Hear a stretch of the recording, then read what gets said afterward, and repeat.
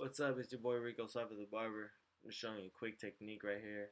I'm on fast feeds.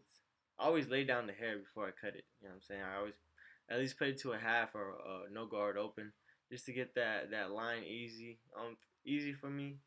I hit it with the GTX liners with the Andes. Here I go, just tapping and going, just tapping and going. My liners are not the best, so I can't just tap and go as I say. But I make it work. You know what I'm saying? Here I go with the Wall Legends, close and then open. Of course, in the middle.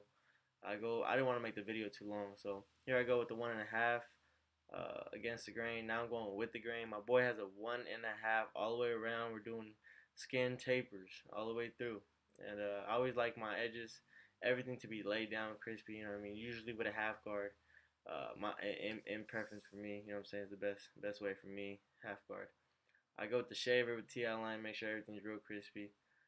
I spray with I have Tresemme hairspray. I let it cool off and I hit it.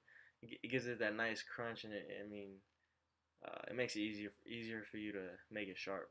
And also it gives you that little bit of ash that you need, Um, that curve right here, I gotta make sure it's perfect and it's even and symmetrical to the other side.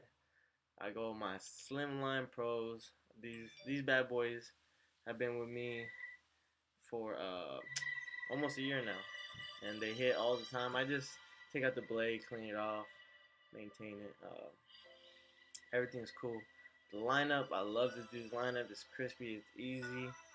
If you guys want me to do a full tutorial, step by step, I mean, I could do it. I got no problem, no issues now. I'm ready to go. Just comment below. Appreciate it.